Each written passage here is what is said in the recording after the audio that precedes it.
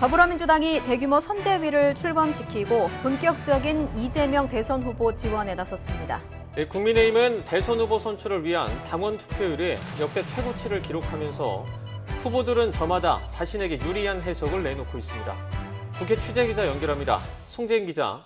네, 국회입니다. 민주당은 선대위 출범으로 이제 본격적인 대선 체제에 돌입한 거죠?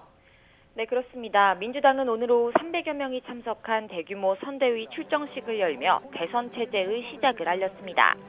이재명 후보와 당 지도부뿐 아니라 이낙연 전 대표를 비롯한 경선 경쟁자들도 모두 참석해 이재명 후보와의 원팀을 다짐했습니다. 이 후보 역시 문재인 대통령이 선물한 넥타이를 메고 나와 대선 승리로 민주정부를 계승하겠다는 뜻을 강조했습니다. 이 후보는 대선 구상도 함께 밝혔는데 대한민국 대전환이라는 선대위 명칭에 걸맞게 1호 공약도 성장과 회복으로 제시했습니다. 들어보시죠. 공정성 회복을 통한 성장 토대의 구축, 전환적 위기를 기회로 만드는 전환 성장을 투트랙으로 전환적 공장 성장을 반드시 이뤄낼 것입니다, 여러분.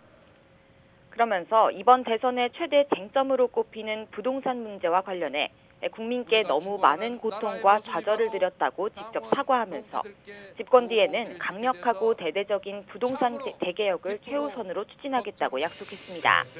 특히 대장동 의혹에 맞대응 카드로 내놓았던 개발이익 환수제는 이번 정기국회에서부터 추진하겠다고 밝혔는데 민주당 역시 모레 이를 논의하는 정책의원총회를 열고 본격적인 입법 지원에 나섭니다.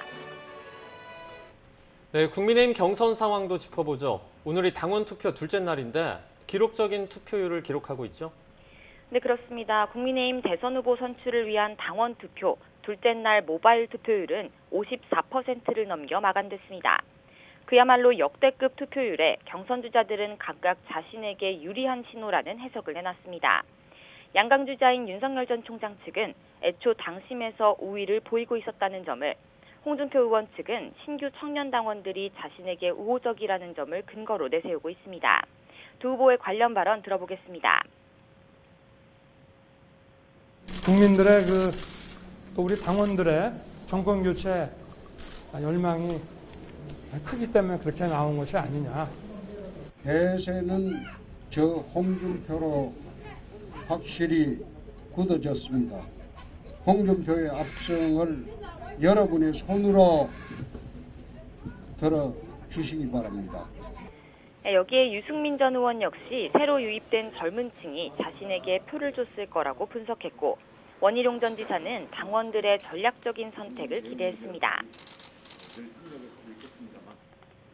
이재명 후보와의 누구도 대신해 줄 수 없는 1대1 대결에서 거꾸로 공격당하지 않고 이 싸움을 어떻게 승리로 이끌어갈지에 대해서 전략적인 선택들을 하시리라고 저는 믿습니다.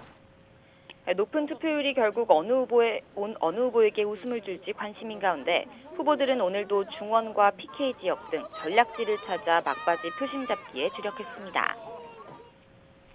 제3지대 역시 하나의 변수인데요. 국민의당 안철수 대표도 오늘 대선 주자로서 첫 일정을 소화했죠. 네, 그렇습니다. 안철수 대표가 첫날 공식 일정으로 내세운 건 이른바 국민 압박 면접이었습니다. 전여옥 전 새누리당 의원과 조국 흑서의 저자인 서민 교수가 패널로 나와 안 대표의 말 바꾸기 등 매서운 질문을 쏟아냈는데, 이렇게 스스로 검증을 자처하며 자신감을 보이고 있는 안 대표는 국민의힘 후보와의 단일화 가능성에 대해 제1야당 후보가 양보해주면 정권 교체가 될 거라고 응수하며 완주 의사를 강조했습니다. 여당 후보가 당선이 된다면 그건 간판 교체입니다.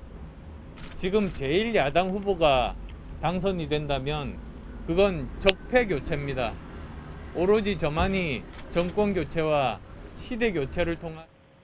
이에 국민의힘 대선 주자 유승민 전 의원은 안 대표가 참 안 변했다고 꼬집으면서 비판에 나섰습니다. 안 대표도 단일화에 대한 어떤 국민적인 요구, 이거를 외면할 수 없을 거라고 봅니다. 네, 이런 가운데 대장동 의혹을 둘러싼 공방, 오늘도 이어졌죠.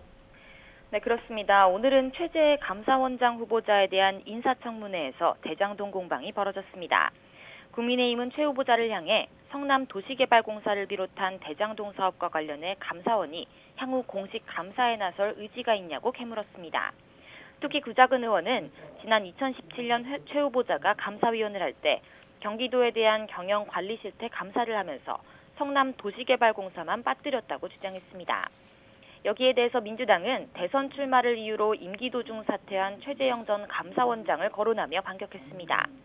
박성준 의원은 최 후보자를 향해 전임 감사원장이 재직 시절 정치적 중립성을 훼손했는지 감사해야 하지 않겠느냐고 압박했습니다.